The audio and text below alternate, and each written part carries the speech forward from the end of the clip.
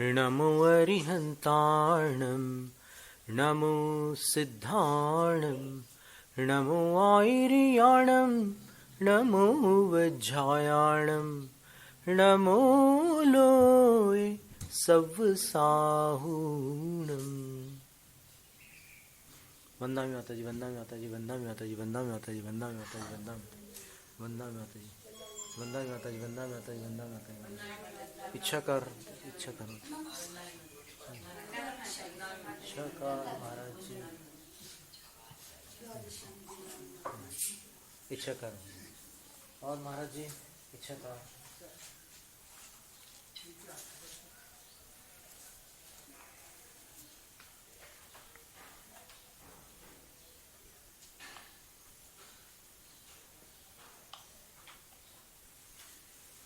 आचार्य परमेष्ठी के गुणों की माला का यह एक वर्णन जो चल रहा है, आचार्य गुणमाला की यह व्याख्यान माला है। इसमें अभी पंचाचार का वर्णन था। पंचाचार के अंतर्गत अष्टांग सम्यक्त में अपन ने पूर्व सत्र में निशंकित और निष्कांक्षित अंग का वर्णन पढ़ा। निशंकित का अर्थ बतलाया था सराग सम्यक दृष्टि की अपेक्षा से आगम में संदेह नहीं करना, संशय नहीं करना, शंका रहित होना कि ये जिनेंद्र वचन है, सूक्ष्म, दूरवर्ती और अंतरित, ये तीन पदार्थ अपने ज्ञान के विषय नहीं है, मति और श्रुत ज्ञान में नहीं आते हैं। तो इनको भगवान की वाणी से ही प्रामाणिक मानना। उनने जो कहा है वही इसलिए सत्य है क्योंकि वो अन्यथावादी नहीं है, असत्यवादी नहीं है। और असत्यवादी इसलिए नहीं है क्योंकि उनके अंदर मोह राग और द्वेष नहीं है। असत्य मोह राग द्वेष के कारण ही असत्य बोला जाता है। अथवा एक कारण और भी है कि ज्ञान न हो तब भी असत्य बोला जाता है। तो भगवान सर्वज्ञ भी है और वीतराग भी है, तो असत्य बोल ही नहीं सकते। बोल ही नहीं सकते इसका अर्थ ये हुआ कि अगर अपन कल्पना भी कर लें कि वो असत्य चाहकर भी बोलना चाहे तो नहीं बोल सकते, क्योंकि बोलने का कारण ही नहीं है। कारण के बिना कार्य नहीं होता। अग्नि नहीं होगी तो धुआं कैसे होगा। तो जिनके अंदर मिथ्यात्व और कषाय नहीं है, जिनके अंदर अज्ञान नहीं है, केवल ज्ञान है, वो असत्य बोल ही कैसे सकते हैं। इसलिए उनके वचनों को प्रमाण मान करके आगम को स्वीकार करना। जिन वच में शंका न धार, किसी प्रकार की शंका संदेह को धारण नहीं करना, ये निशंकित अंग है। अब इसमें क्या होता है कि अपने अपने शास्त्रों को सब लोग आगम बोलते हैं। वास्तव में शास्त्र शब्द जो है वो शास्ता से आया है। शास्ता शास्ति सतो हितम तत्शास्त्रम। दो सत्पुरुषों के हित का शासक ने शासन किया है, अर्थात उन्होंने सत्पुरुषों को शासित किया है, हित में, हित के मार्ग में उन्होंने लगाया है। वो जो उनका जो शासन है वह शास्त्र कहलाता है। तो शास्त्र शब्द शास्ता से आया हुआ है। फिर आगम शब्द कहां से आया, ग्रंथ शब्द कहां से आया, श्रुत शब्द कहां से आया, ये सब पर्यायवाची शब्द हैं, पर कुछ व्याकरण की अपेक्षा से सभी में अंतर है। अब देखिए, श्रुत का अर्थ यह है कि जिसको सबसे पहले तीर्थंकर के शिष्य ने सुना उनकी दिव्य ध्वनि से, वो श्रुत कहलाता है। श्रूयते स्म इति श्रुतम, जो सुना जा चुका है उसको श्रुत कहते हैं। तो सर्वप्रथम दिव्य ध्वनि तो सबने सुनी, लेकिन दिव्य ध्वनि के अंदर जो बीज पद थे वो सब लोग ग्रहण नहीं कर पाए। केवल जो गणधर थे उनके पास कुछ ऐसी रिद्धियां थी, बीज बुद्धि नाम की जो रिद्धि थी, ये बीज बुद्धि सब जीवों में नहीं हो सकती, गणधरों में थी, और चारों बुद्धियां जरूरी हैं। ग्रंथ रचना के लिए 4 बुद्धियां अनिवार्य हैं। तो उनके पास वो चारों बुद्धियां थी। कौन सी 4 बुद्धि? कोष्ठ बुद्धि, बीज बुद्धि, पदानुसारी और सम्मिन्न श्रोत्री। ये सारी रिद्धियां उनके पास थी। तो उन्होंने दिव्य ध्वनि में जो बीज पद थे, उन बीज पदों को लेकर के द्वादशांग की रचना कर दी। और द्वादशांग जो है वो अक्षरात्मक, शब्दात्मक है और काव्यात्मक भी है। इसलिए गणधर देव का एक नाम है कवि परमेश्वर। कवियों में परमेश्वर है वो, उनके बराबर कोई कविता नहीं कर सकता। और उनकी लिखी हुई जो ये द्वादशांग वाणी है, उन लिखी क्या, उन्होंने लिखी भी नहीं है, उन्होंने केवल बोली है। तो वो जो दिव्य ध्वनि से आई हुई जो बीजाक्षरों की पंक्ति थी, बीज पदों की जो आवली थी, उसको गणधरों ने द्वादशांग में निबद्ध किया। और वो जो द्वादशांग है उसको श्रुत बोलते हैं, द्वादशांग श्रुत। जिनेंद्र भगवान की वाणी को, जिनवाणी को अपन शास्त्र बोलते हैं। और गणधरों के द्वारा गुंफित जो 12 अंक है, उनको 12 अंगों को श्रुत बोलते हैं, क्योंकि गणधरों ने सुनकर ये सारा काम कर लिया। और उसके बाद फिर वो गणधरों से प्रतिगणधर, प्रतिगणधरों से जो आगामी आचार्यों की परंपरा थी, श्रुत केवली हुए, फिर 10 पूर्वी हुए, फिर 11 अंगधारी हुए, फिर धीरे धीरे घटते घटते एकांगधारी हो गए, और उसके बाद सर्वांगों के एकदेशधारी हुए। कौन थे वो? धरसेनाचार्य। सर्वांग और सर्व पूर्वों के एकदेशधारी थे वो। तो इस प्रकार जो कर चला आया वो, तो वो आया, आगच्छति स्म। आया को अपन संस्कृत में क्या कहेंगे? आगतः अथवा आगच्छति स्म। तो आगच्छति स्म इति आगमः, क्योंकि गमलरी धातु से बना है, उसका गच्छ आदेश हो जाता है तो गच्छति बन जाता है। तो आंग उपसर्ग लगा दिया, तो आगच्छति स्म इति आगमः, वो आगम हो गया। तो जैनागम की जब अपन बात करते हैं, आगम तो सबके यहाँ है, क्योंकि उनके जो स्रोत थे, उनके जो निजमति तीर्थंकर, यानी उनके तीर्थ के जो कर्ता थे, अलग अलग शासन है, और उन शासनों में अपने अपने प्रधान व्यक्तित्व भी हैं, वो उनके तीर्थ के कर्ता माने जाते हैं। और जैन मार्ग के कर्ता तीर्थकर जिन माने जाते हैं। तो जिन रूप जो तीर्थंकर थे, वहां से आई हुई जो ये वाणी है, इसको जिनागम कहते हैं।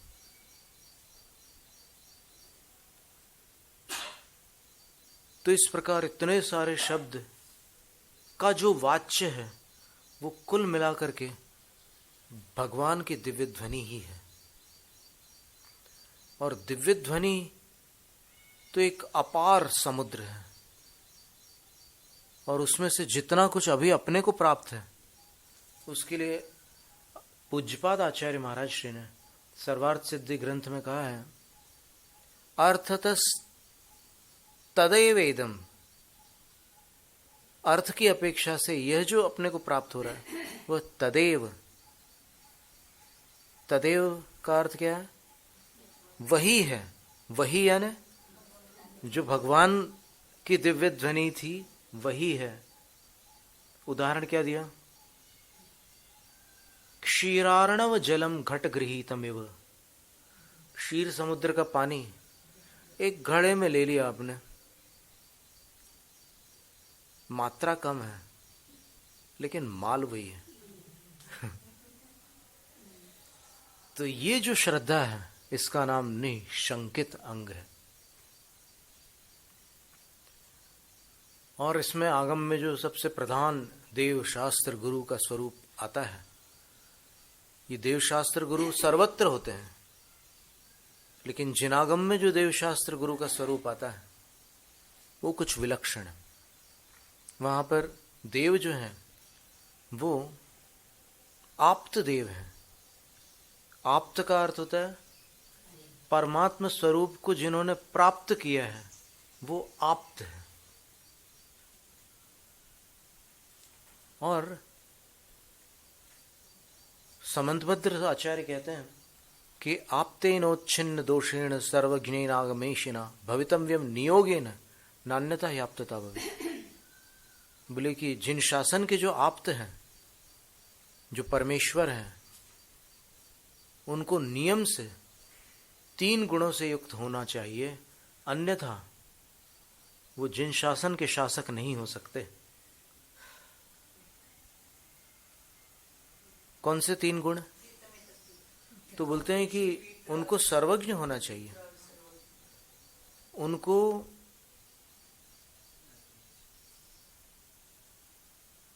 उच्छिन्न दोषेण यानी वे वीतराग होना चाहिए। सबसे पहले तो वीतराग होना चाहिए उनको। उच्छिन्न दोष का अर्थ होता है सारे दोषों को जो उच्छिन्न कर चुके हैं, नष्ट कर चुके हैं, निर्दोष होना चाहिए, तब वो आप्त होंगे। 18 दोष होते हैं वे। उन 18 दोषों से जो बाहर निकल चुके हैं वे ही जिन शासन के तीर्थंकर होते हैं, परमात्मा होते हैं, आप्त होते हैं, परमेश्वर होते हैं।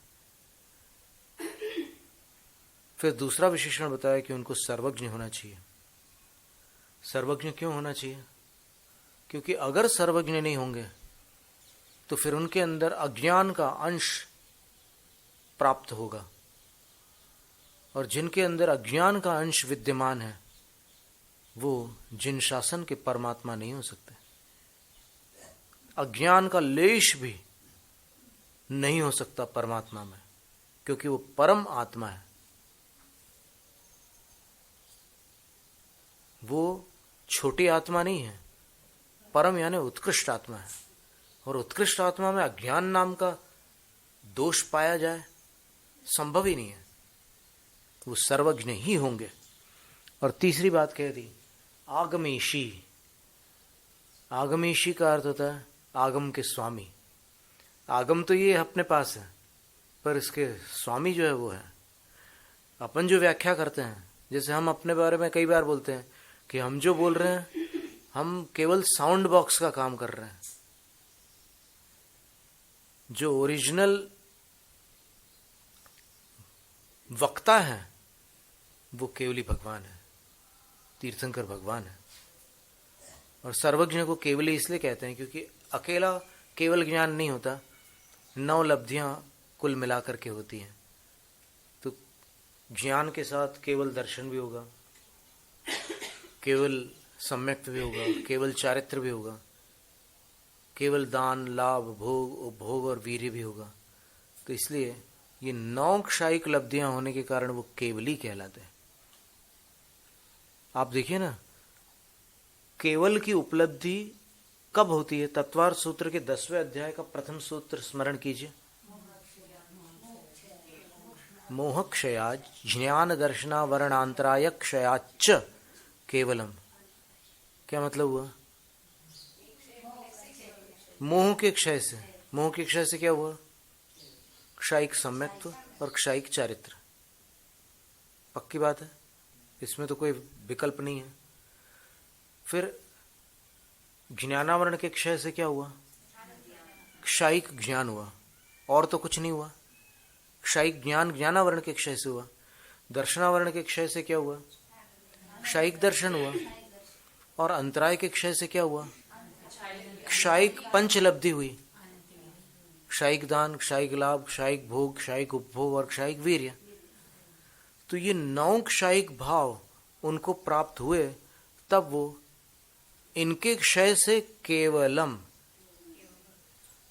केवल पद को प्राप्त हुए हैं। और केवल पद के धारी जिसको प्राप्त करते हैं उसको कैवल्य कहते हैं। केवल पद जिनको प्राप्त है वो केवली कहलाते हैं। और केवली जिस पद को प्राप्त करते हैं, किस पद को प्राप्त करते हैं? सिद्ध पद को। केवली पद तो प्राप्त हो गया 4 घाती कर्मों के क्षय से, और केवलियों को जिस पद की प्राप्ति होती है उसको कैवल्य कहते हैं। कैवल्य का अर्थ क्या है? केवलियों को प्राप्त होने वाला पद, मोक्ष पद, अन्य संसारियों को प्राप्त होने वाला नहीं। 9 केवल लब्धियों से संपन्न जो केवली भगवान है उनको प्राप्त होने वाला पद कैवल्य कहलाता है। आप इसका प्रमाण आगम से चाहते हैं आप, तो फिर हम आपको श्लोक सुना देते हैं। समाधि तंत्र में आचार्य पूज्यपाद स्वामी ने जो प्रतिज्ञा की है कि इस ग्रंथ में मैं क्या कहने वाला हूं, उस प्रतिज्ञा का स्मरण करें।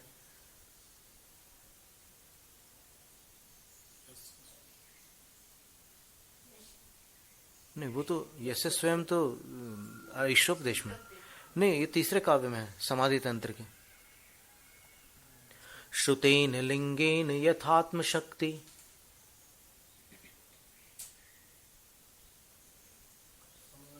समाहितान्तःकरणेन सम्यक्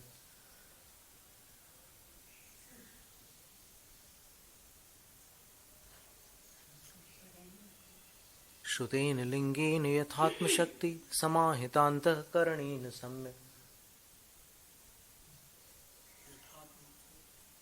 वो तीसरे चरण में है। कैवल्य सुख स्पृहाणाम विविक्तमात्मान मथाभिधास्य, ये है वो तीसरे चरण का प्रारंभिक शब्द। क्या है?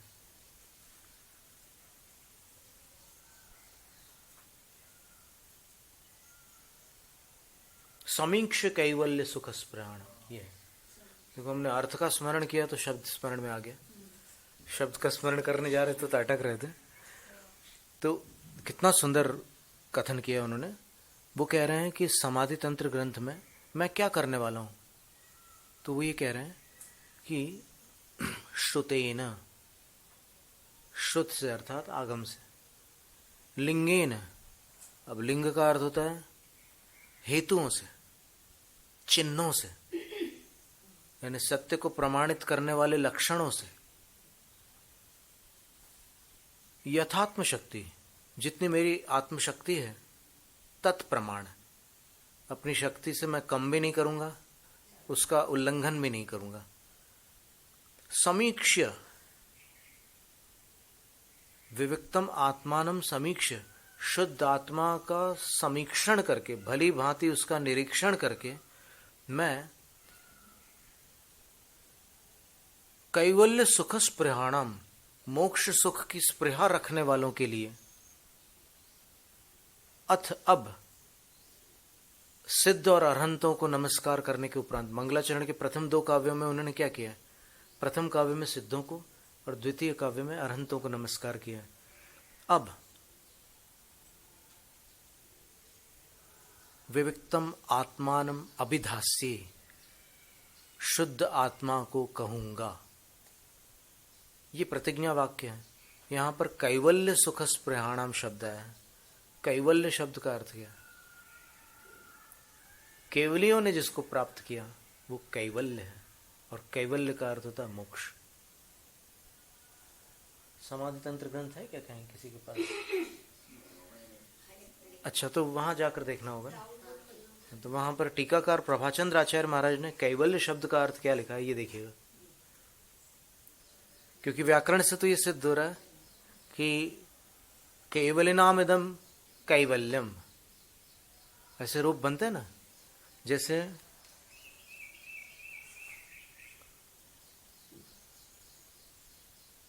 विरागस्य भाव वैराग्यम, तो केवलिनाम इदम कैवल्यम, ऐसे रूप बन जाते हैं। निराशाया भाव नैराश्यम, ऐसे रूप बनते व्याकरण में, बहुत सारे शब्द हैं। तो ये निशंकित अंग था। निष्कांक्षित अंग का कल अपन ने विस्तार कर दिया था, निशंकित अंग का आज विस्तार हो गया। कभी कभी थोड़ा आगे पीछे हो जाता है क्रम, लेकिन ये महत्व की बात थी। अपने को कितना आह्लाद होता है जब ये समझ में आता है कि श्रुत क्या है, शास्त्र क्या है। सबसे पहला तो शास्त्र है,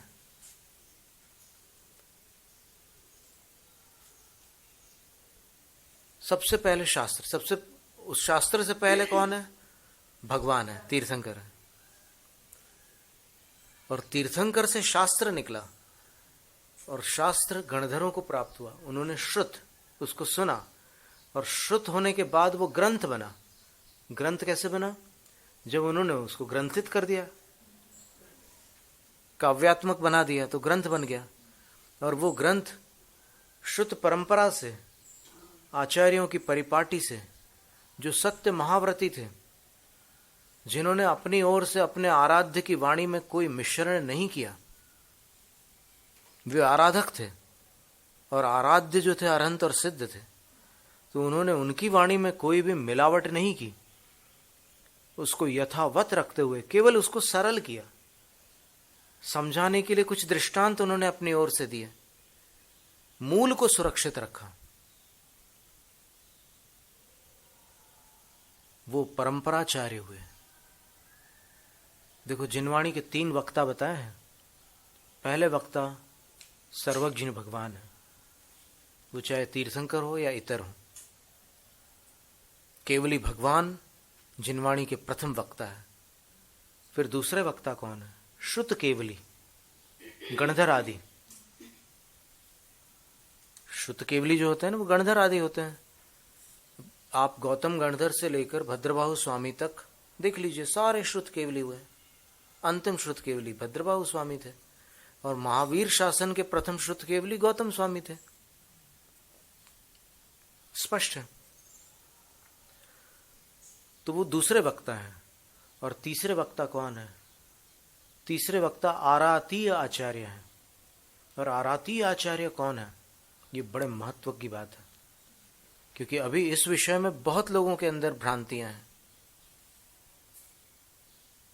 कई लोग ऐसा मानते हैं कि जितने भी आचार्य हुए हैं, जिन जिन ने शास्त्र लिखे हैं, वे सारे आरातीय आचार्य हुए हैं। लेकिन वस्तुतः आरातीय आचार्य वो हैं जिनके पास अंग और पूर्वों का ज्ञान था,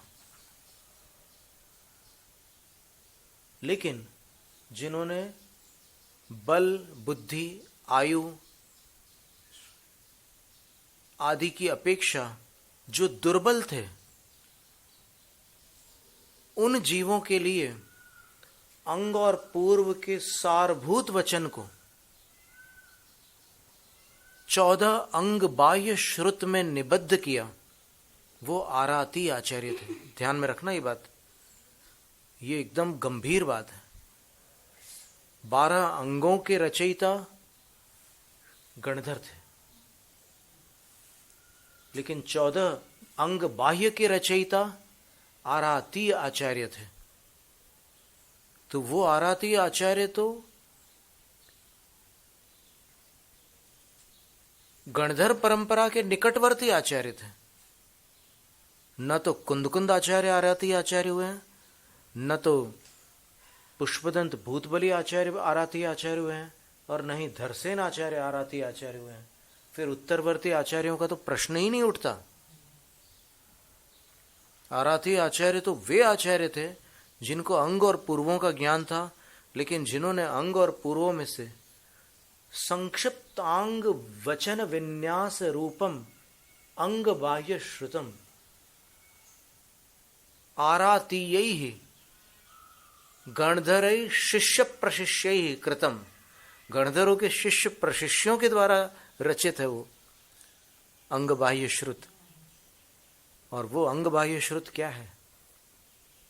सामायिकम चतुर्विंशतिस्तवम वंदना प्रतिक्रमणम वैनयिकम कृतकर्म च पृथुदश वैकालिकम च तथा वरमुत्तराध्ययनमपि कल्पव्यवहारमेवमभिवन्दे कल्पाकल्पं स्तौमिमा हा कल्पं पुंडरीकं च परिपाट्या प्रणिपतितोऽस्म्यहं महापुंडरीकनामैव निपुणान्यशीतिकं च प्रकीर्णकान्यंगबाह्यानि।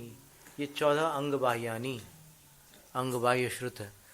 ये भी अपन थोड़ा श्रम करके अगर अभ्यास कर लें तो अपने हृदय में विराजमान हो जाएगा। तब नमस्कार करने में और आनंद आएगा। अभी तो अपन बस भगवान की वाणी को नमस्कार कर रहे हैं, अब ये सारी जानकारियों के साथ नमस्कार करेंगे तो कितना विशुद्धि बढ़ती है। तो ये अंग बाह्य है, और अंग बाह्य कब का रचा जा चुका है। आचार्य पूज्यपाद स्वामी नमस्कार कर रहे हैं, तो इससे तो सिद्ध हुआ कि वो 15 शताब्दियों से पूर्ववर्ती था। और अंग बाह्य उसके पहले था कि नहीं? बिल्कुल था। और तत्वार्थ वार्तिक में लिखा है कि गणधरों के शिष्य प्रशिष्यों ने बनाया उसको। तो गणधरों के शिष्य प्रशिष्यों ने बनाया, तो इसका अर्थ तो ये हुआ कि वो लगभग उस काल का है जिस काल में गणधर आदि हुए हैं। तो वो काल अल्पश्रुतों का काल नहीं था, वो बहुश्रुतों का काल था। और बहुश्रुतों की भक्ति तीर्थंकर प्रकृति के बंध के कारण, स्मरण करिए कहां पर आता है, अर्हद आचार्य बहुश्रुत प्रवचन भक्ति ही आता है। षोडश कारण में ये चार कारण बताया, अर्हत भक्ति, आचार्य भक्ति, बहुश्रुत भक्ति यानी उपाध्यायों की भक्ति या फिर अत्यधिक ज्ञानियों की भक्ति, और प्रवचन यानी आगम की भक्ति। ये चारों तीर्थंकर प्रकृति के कारण है। तो अभी भी अपन कर सकते हैं ये, पर तीर्थंकर प्रकृति का बंध अभी नहीं होगा। उसका कारण है तिथ्यर बंध पारंभया नरा केवली दुगंते। तीर्थंकर बंध के प्रारंभक नर केवली दुगंते, केवली और श्रुत केवलियों के अंते यानी समीपे निकट होते हैं, तभी तीर्थंकर प्रकृति का बंध होता है, अन्यथा नहीं हो सकता। कोई बात नहीं, न होने से क्या नुकसान है, अपन भक्ति करने में क्यों चूके हैं, अपना क्या नुकसान होता है। 16 कारण भावनाओं से तीर्थंकर प्रकृति का बंध नहीं हो सकता, बिल्कुल नहीं हो सकता। ये अपन मान रहे हैं पंचम काल में, क्योंकि अभी अपने सामने केवली और श्रुत केवली नहीं है। अपन कोई तर्क कुतर्क करके ये नहीं सिद्ध करना चाहते कि नहीं होगा, मेरे को हो जाएगा। ठीक है भाई, किसी को हो रहा हो तो होने दो, हमें कोई तकलीफ नहीं है, लेकिन आगम के अनुसार तो नहीं हो सकता। कर्मकांड की गाथा है और अपन तो श्रद्धा रखते हैं गाथाओं पर, तो अपन उसमें तर्क कुतर्क करते नहीं है। अपन आंख बंद करके स्वीकार करते हैं कि अगर आचार्य नेमिचंद सिद्धांत चक्रवर्ती ने लिखा है कि केवली और श्रुत केवलियों के चरण मूल में तीर्थंकर प्रकृति का बंध होता है, तो अपने को नहीं हो सकता, ये पूरा विश्वास है। इसमें कोई संशय नहीं है, संदेह नहीं है, शंका नहीं है। पर फिर भी ये 16 कारण भावनाएं कितनी सुंदर है, आप सोचो तो। दर्शन विशुद्धि, अब तीर्थंकर प्रकृति का बंध नहीं हो रहा है इसलिए अपन दर्शन विशुद्धि नहीं करेंगे, ऐसा कोई मार्ग है क्या? क्यों नहीं करेंगे दर्शन विशुद्धि? दर्शन विशुद्धि तो अपने आह्लाद का कारण है। अगर अपना सम्यक दर्शन विशुद्धि को प्राप्त हो जाए, उसकी निर्मलता बढ़ जाए, तो फिर अपना नुकसान क्या हो रहा है? अपन ऐसी जिद थोड़ी पकड़ सकते हैं कि नहीं तीर्थंकर प्रकृति का बंध नहीं होगा तो फिर मैं और कुछ नहीं। जैसे बच्चा कहता है कि मेरे को चॉकलेट नहीं दोगे तो फिर मैं भोजन नहीं करूंगा। वाह रे वाह। तो ये लड़कपन नहीं होता यहाँ जिन शासन में। यहाँ पर अपने को जितना मिल रहा है, ये समझ लो कि कितना पाप करके अपन यहाँ दुष्मा काल में जन्मे हैं, और फिर भी अपने को ये मौका मिल रहा है, तो इस मौके को क्यों चूकना? ये कितना बड़ा सौभाग्य है कि अपने को जितना मिल रहा है उतना तो मिल रहा है। तो ये बात थी दर्शन विशुद्धि की बात। दूसरी क्या बात थी? विनय संपन्नता। तो विनय संपन्नता में अपन अगर बड़ों के सामने छोटे बन जाए, है ही छोटे, और अगर अपन मन वचन काय की प्रवृत्ति से भी छोटे बन जाए, तो फिर अपना क्या नुकसान होने वाला है? वो विनय मोक्ष का द्वार कही गई है, तो अपन मोक्ष के द्वार से क्यों दूर जाए? अपन इतनी तपस्या, इतना त्याग और इतना सब व्रतों का, संयम का पालन कर रहे हैं, तो मोक्ष के द्वार के जो निकट पहुंचाने वाली विनय है, उसमें क्यों पीछे हटे? भले न बने तीर्थंकर।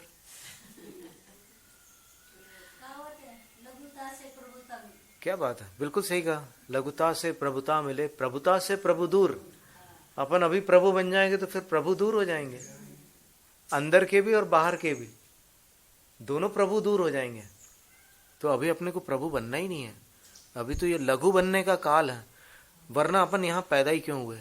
अगर यहीं अपने को प्रभु बनना था पंचम काल में, तो फिर अपन चौथे काल में हो जाते ना पैदा, बन जाते सही में। अब जहां बन ही नहीं सकते वहां पर क्यों पैदा हुए? लघु बनने के लिए, विनय संपन्नता। फिर तीसरा कौन सी है? दर्शन विशुद्धिर विनय संपन्नता, शील व्रतेष्वनतिचार, शीलों के प्रति और व्रतों के प्रति अतिचार रहित प्रवृत्ति करना। व्रत तो 5 व्रत है ही है, और बाकी जो भी हैं वो सब शील हैं, तो उनमें अतिचार रहित रहना, उनकी प्रवृत्ति में अतिचार नहीं लगाना। और अभीक्ष्ण ज्ञानोपयोग, निरंतर आगम में अपना मन लगा के रखना। अब कोई बाहर से अपने को कोई वस्तु दिख रही है तो भी उसको आगम की आंख से देखो। जैसे कोई सुंदर फूल दिखा आपको, तो आप उसकी सुंदरता को देखकर वाह वाह मत करो। एक पल के लिए तो हो जाता है, वो संस्कार आता ही है कि कितना सुंदर खुशबूदार रंगीन और आकृति वाला फूल है, पर दूसरे ही क्षण आप ये सोचो कि एकेंद्रीय जाति नाम कर्म का उदय चल रहा है, स्थावर नाम कर्म का उदय चल रहा है, और सुरभिगंध नाम कर्म का उदय चल रहा है, वर्ण नाम कर्म का, पीत वर्ण नाम कर्म का उदय है। ये सारा आप देखेंगे तो फिर आगम चक्षु हो गए। और ऐसा सर्वत्र संभव है। आपको आंखों से आज यहां जो भी दिख रहा है वो क्या है? सब स्थावर का है। कुछ त्रस्काय भी मिलेंगे आपको, कायिक नहीं, काय। जैसे आप इस काष्ठ को देखिए, ये क्या है? वनस्पति काय है कि नहीं है? वनस्पति कायिक नहीं है, पर काय है, उसकी लकड़ी वनस्पति है। और देखिए ये पिच्छी देख लीजिए, ये पंख क्या है? त्रस्कायिक नहीं है, त्रस्काय है। इसकी डंडी देख लीजिए, वनस्पति काय है। और जो कुछ ये धातु की कुर्सी देख लीजिए, धातु क्या है? पृथ्वी काय है। पाटा देख लीजिए, ये लकड़ी का। और ये चटाई देख लीजिए तृणों की, ये क्या है? सब जो भी दिख रहा है वो कोई ना कोई काय है। ये आगम चक्षु हो गया। विषय चक्षु वाले क्या देखते हैं कि ये मेरे लिए फायदेमंद है या नहीं, ये विषय चक्षु वाली दृष्टि हो गई। और आगम चक्षु वाले क्या देखते हैं कि इसके विषय में आगम क्या कहता है। और अपन दोनों चक्षु का प्रयोग कर सकते हैं। विषय चक्षु का तो प्रयोग करना नहीं पड़ता, अभ्यास इतना है कि वो होता ही है। पहला प्रयोग तो विषय चक्षु का ही होता है, पर फिर आगम चक्षु से देखो तो फिर आगम चक्षु साहू। आज गाथा आने वाली है सायंकालीन स्वाध्याय में 234 प्रवचन सार ग्रंथ की। पहले से अभी अपन ने भूमिका तैयार कर ली उसकी। तो इस तरह ये निशंकित अंग, निष्कांक्षित अंग का वर्णन अपन ने पढ़ा है। आगे के अंगों का अपन चलते जाएंगे। यात्रा बड़ी अच्छी है, लंबी होने से क्या नुकसान होता है? अगर जीवन पर्यंत चले और आगामी भवों तक भी चले तो क्या हानि है? पंच परमेष्ठियों का ही तो वर्णन चल रहा है। जैनम जयतु शास्त्रम, नमो आयर्याणम।